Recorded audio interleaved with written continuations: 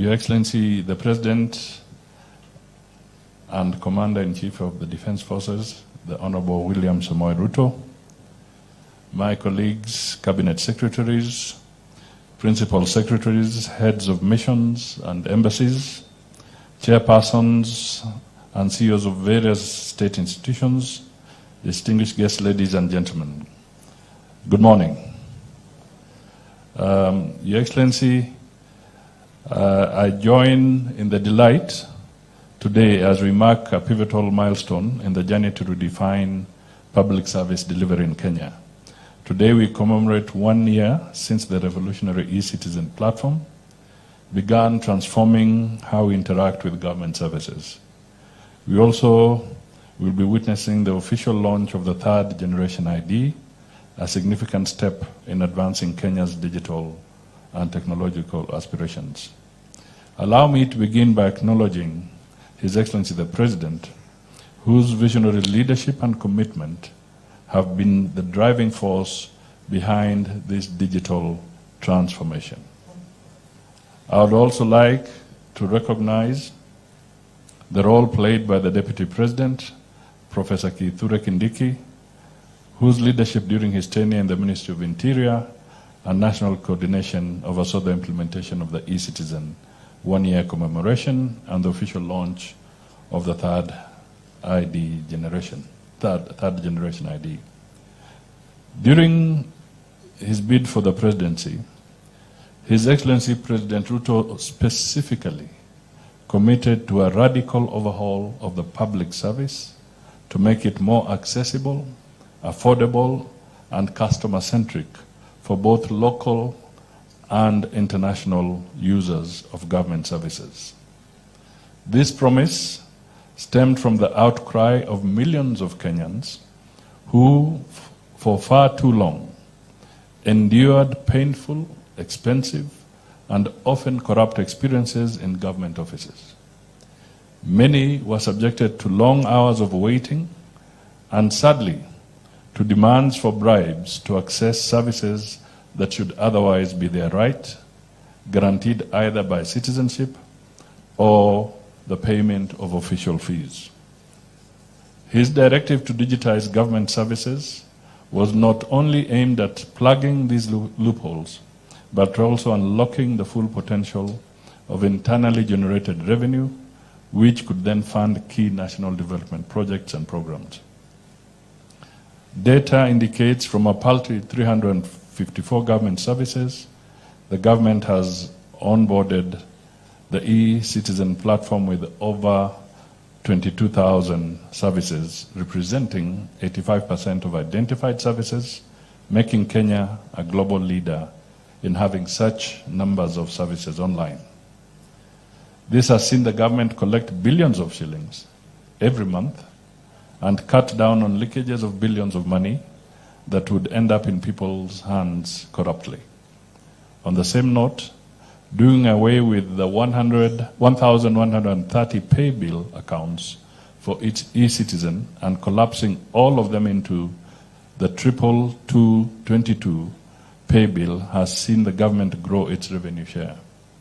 Allow me to also mention that away from the eCitizen and the third generation IDs, the introduction of the visa-free directive by His Excellency has seen a surge in the number of foreigners visiting Kenya, with the financial year 2023-2024 indicating well over 700,000 foreigners used the electronic travel authorization, ETA, a 20% increase from the previous year.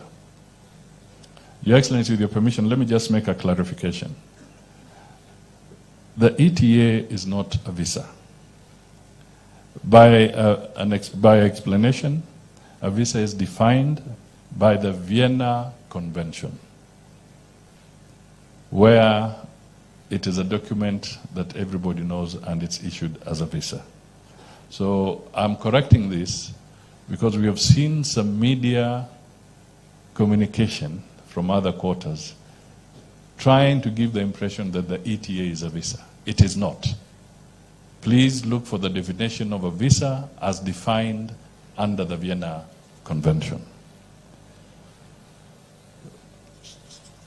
Beyond revenue collection, Your Excellency, recognize that embracing emerging technologies would enable us to serve the Kenyan people better, while also opening doors to skills acquisition, knowledge transfer, and job creation. It is in this spirit that the President directed all ministries, departments, corporations, and agencies to digitize their services and integrate them onto the e-platform, setting an ambitious but necessary deadline at that time of December 2023. Today's event provides us with an excellent opportunity to assess the progress made so far. We are here to celebrate the milestones we have achieved, identify improvement areas, and forge new paths for enhancing the eCitizen experience. This is also a moment to reflect on how public service delivery can continue to evolve to meet the expectations of a rapidly digitizing world. I therefore take this opportunity to thank all the participants, exhibitors, and esteemed visitors for taking time to join us. Your presence here is a testament to the collective effort and shared commitment needed to propel Kenya forward in this digital era. As we officially witness the third generation ID launch, I am confident that this initiative will further integrate technology in Kenya's daily lives, enhance convenience, and solidify our nation's position as a trailblazer in innovation and digital transformation. Together, let us remain steadfast in our resolve to build a Kenya where government services are efficient, accessible, and driven by the needs of our people. Thank you, and may God bless you. It is now my singular honor to request everybody to be upstanding so that we can welcome His Excellency the President to make his official remarks. Thank you.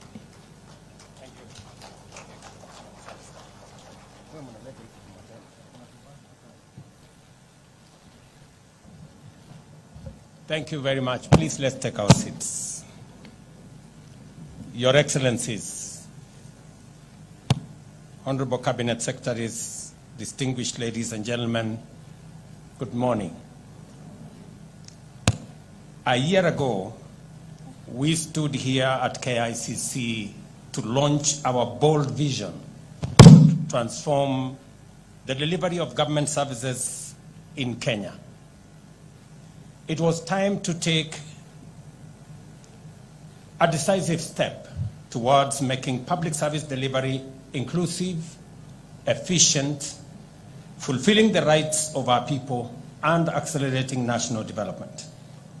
That vision came to fruition with the relaunch of the eCITIZEN platform, an ambitious initiative designed to bring the benefits of convenience, transparency, and inclusivity to all citizens, as well as to our international clients.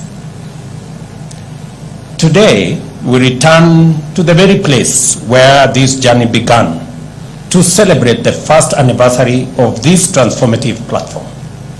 This event